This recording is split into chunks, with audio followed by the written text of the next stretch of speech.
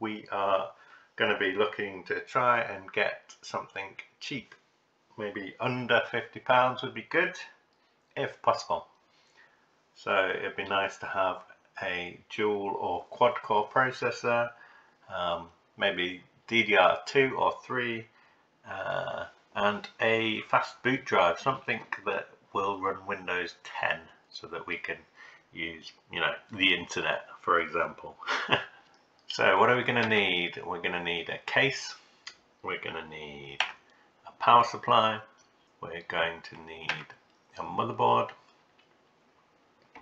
we're also going to need a CPU and heatsink, we're going to need some memory or RAM, and we're going to need a boot drive. We could also maybe look at an optical drive, and we'll also need some accessories such as SATA cables, maybe some screws. We'll see what we can get from eBay and come back in a bit. These aren't the exact items I've bought, but this is just an example showing that it is possible to get what you need from eBay for what we've got here, £45, £46. I have ordered a power supply, I've ordered an optical drive, I've ordered this exact SATA drive and this exact motherboard. So this is where we're making a big saving, and we'll be opening them shortly, well, when they arrive.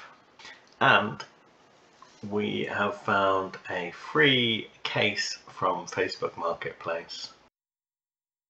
Just to show that it is possible that you can get a case and a power supply for very cheap. Here, this is an Asus Vento case with a 350 watt power supply. This is £10, and if you lived in Chelmsford, you could go and pick this up and you would have the case for effectively free and a power supply to use with it for £10. Or there's another option here, which is a case and it comes with an optical drive, but this one doesn't come with the power supply. The biggest problem with trying to get a cheap case is the fact that as soon as postage is involved, you're then looking at maybe an extra £10 for postage. So here we go, here's a case for £10 and then they want £9 postage, so that adds to the price quite a lot. So if you're able to pick up, then you can get a much better deal.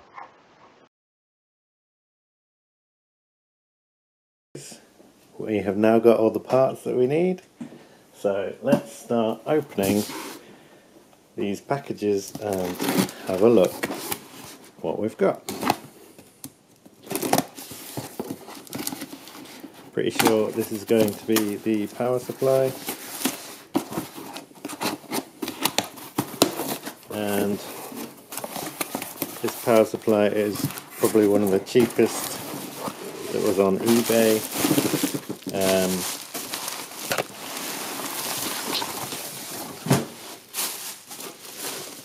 Got some bubble wrap in a bag. We bought a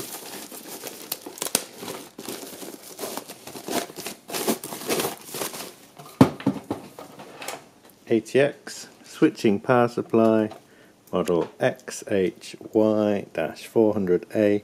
This is a 400 watt power supply. What I would recommend if you are buying a power supply is look for a branded model if possible. This is not a brand that I've ever heard of, and we do have a CPU connection there which we need. We've got 24 pin motherboard connection, but we don't have SATA connections which we need, but luckily I've got some spare. So I've got the power supply. You'll see here we've got the case that was free from Facebook. Let's open the next package. So this, I believe, will be the motherboard, and I've gone for a bundle that included the motherboard. It's got a back plate, useful. Included the motherboard, the processor, Nice bit of packaging there. Motherboard, processor, heatsink and memory, because if I was going to buy them separately it would have ended up costing a lot more. And as a bundle this was $18.99. It's got, I think, DDR3 memory, which is nice. It's good to go for DDR3 if you can.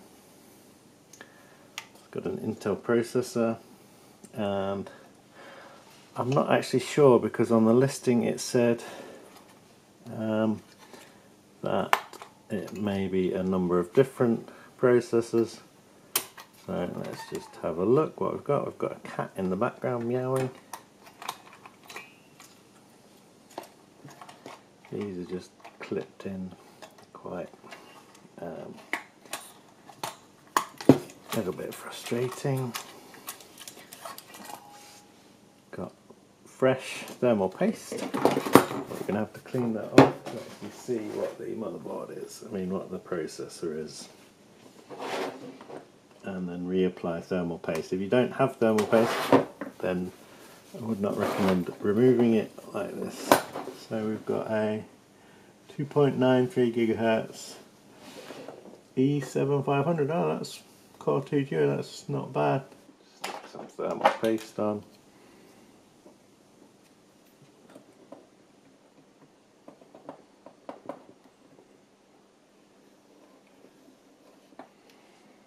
This is a mini ITX motherboard, which means that if we had a mini ITX case we could build a really small PC.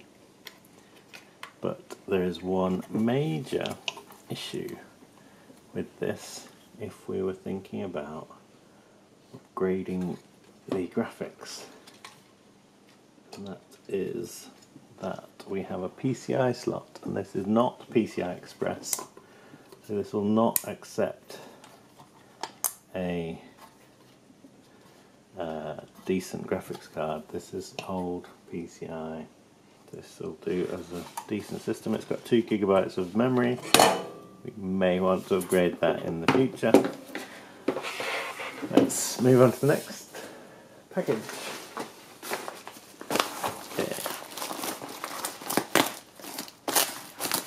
Is the optical drive. It is a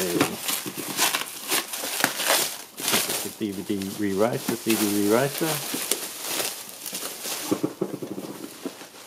and if you want to save £5, maybe don't get one of these and instead spend £5 on a second storage drive. But what I wanted to do was get what's in here, which was a SSD drive, so that we're not slowed down by hard drive. Let's have a look. So here we've got a little SanDisk U110 drive, SATA. So that's another thing that you will need to think about, is whether you've got a power supply with SATA connections, which I do not have, which means I do have spare adapters, but if you can, go for a branded power supply, get one with the right power connectors. SATA, for example, is useful when you're using SATA drives, and SATA cables. I do have spare ones, but you may need to factor that cost in if you don't have spare ones lying around, or you could look to see if you can get a bundle with that included. So those are all the parts. We've got the parts we need. We can start putting it together.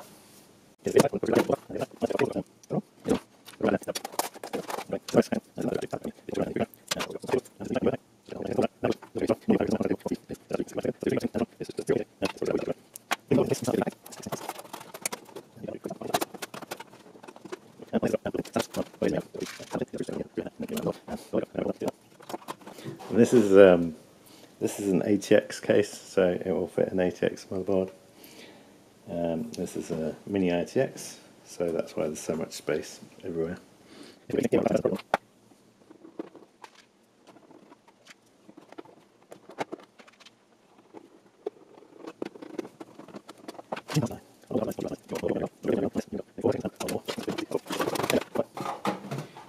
get power supply testers. They're pretty cheap, maybe about £6.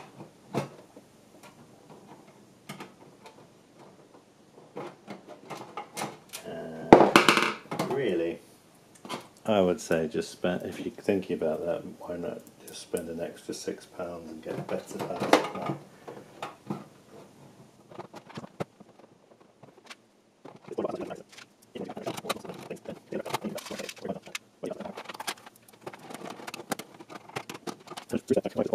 I had a bunch of screws spare, so that's why I'm able to sort of put all these things in.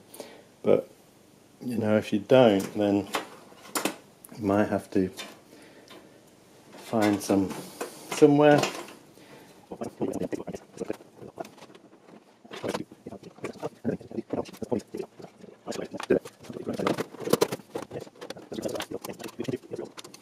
As this is an old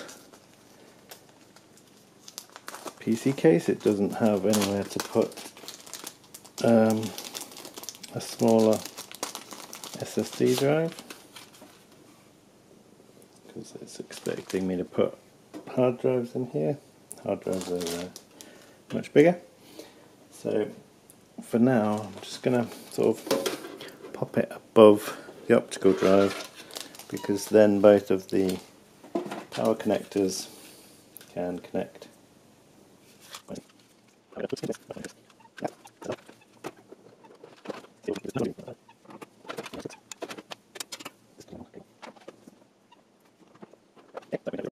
This is the front panel connector, and this is where you connect things like the power LED, the hard drive LED, the power switch and the reset switch. And it looks like it's actually color coded, so you know, green could be the power LED,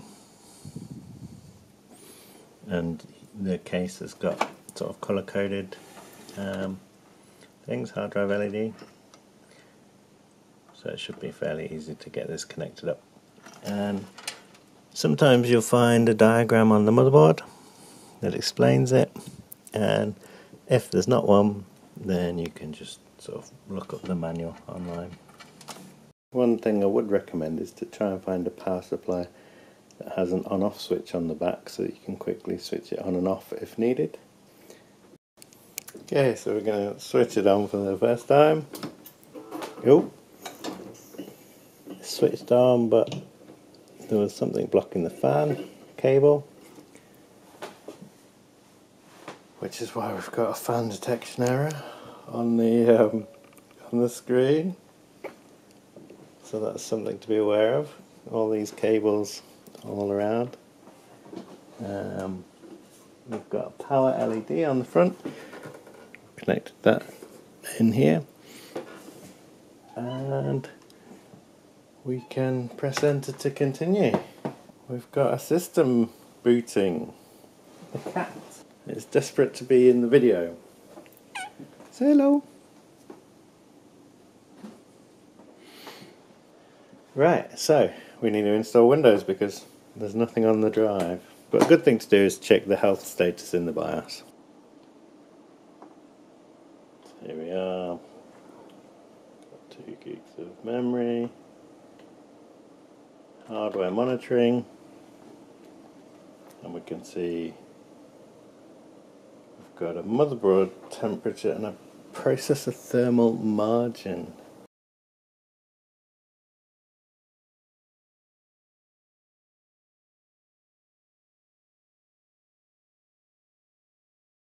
Okay, so we're in Windows 10. One thing I like to do is put on a few tools to let me know how the computer is performing. One of the first things I use is Core Temp. Tells me the processor temperature. There's probably better things you can use. This is just simple, quick and easy.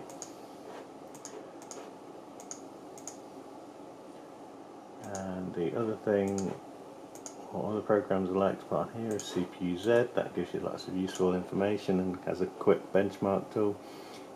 Crystal Disk Info and Crystal Disk Mark. Info will tell you how healthy your hard drive is crystal disk mark will tell you how quick your hard drive is. So I'm going to go for those next.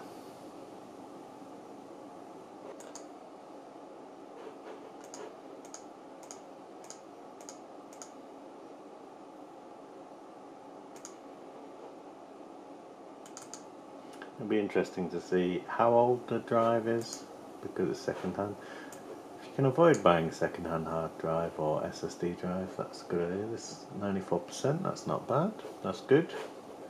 It's not been used that much actually, by the looks of things. 62 days. Better than I was expecting really, could have been much worse.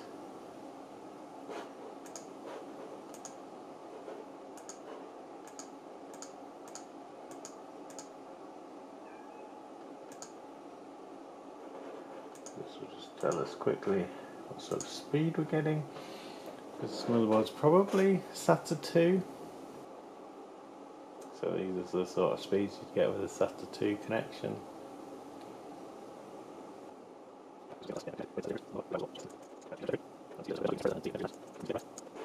168, right.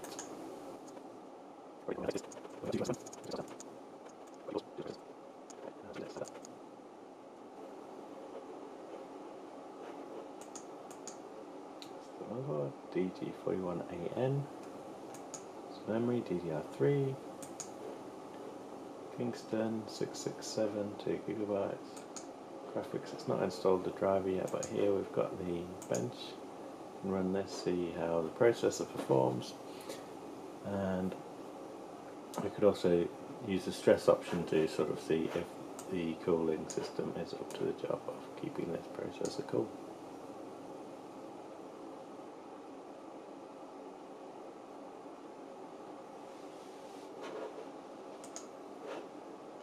Another thing you can use is OCCT if you want.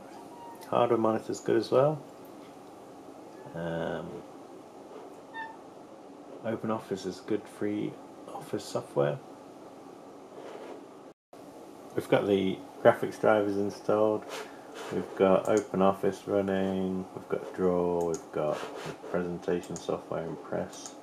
We've got a spreadsheet. We've got the word processor. That's all running quite smoothly, quite quickly, but we're going to see what else we can do, whether we can play any games such as Roblox, and we'll give a few other games a try. Okay, it took a while, but we're in Roblox. I think I'm meant to collect some food. I don't know how to play. Do I click it? Oh, I click it. Okay. Oops. Can we play Minecraft? Let's give it a go.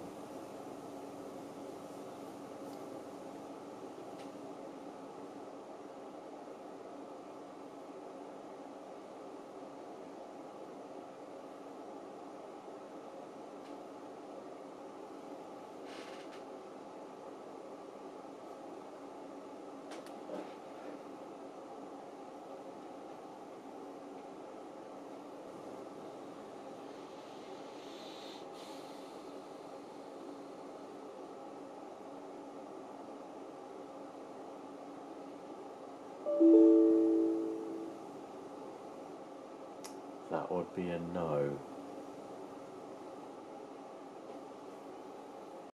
Another issue you might find with using a mini ITX board is the position of these cables. So this is the audio connector for the front of the case, and luckily this case has got a fairly long cable, so it reaches.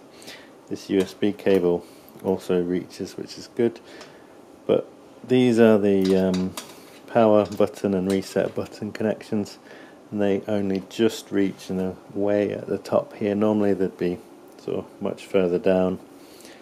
So yeah, mini ITX perhaps isn't the optimum choice, especially for future upgrade potential. It's quite limiting. Another factor that's going to slow this system down is the fact that we've only got one stick of RAM. It's 2 gigs, so that's not much. It'd be better if we had 4, but also if we had 2 sticks of RAM, this would be able to run in dual channel, which would give us a quicker memory performance. So that's something to factor in. If you can find a system that's got 2 sticks of RAM, 4 gig of RAM, you're going to be better off because Windows will work better. You'll be able to play more things, run more programs with 4 gigs of RAM, but also with 2 sticks of RAM you're going to get dual channel, and that should give you quicker performance. If you've got a limited budget and this is all you can afford, then this is an acceptable system for running Windows and other applications, mostly office type things and a little bit of web browsing. And the additional or use of an SSD drive is good in terms of performance and how the system responds, but it's not a good choice in terms of storage. If you need more storage, then adding an extra hard drive will add to the price, but also make it a little bit more useful. So, should you follow these steps? If you just want something really cheap, maybe using it for something you just want to leave in the background, or if you can find a cheap mini ITX case, then you could build a small system with this. But if we spent a few more pounds on this main section, we could have got maybe a better processor, more RAM, and more upgrade potential. One of the cheapest PCs you can build from eBay. Should you do it? Maybe not. So if we look at how much this system costs, we're looking at £10.99 for the SSD, plus 95p postage. We've got the CPU, motherboard, RAM and heatsink for £18.99. The optical drive, which you don't necessarily need, was £4.95. The power supply was £8 plus 3 for postage, bringing the total to £46.88. Now, if we needed a Molex to SATA adapter, that would have been an additional £2 if we didn't already have one of those, and SATA cables are around £2, so still just under the £50 mark. And if we got rid of the optical drive, it would have been even cheaper.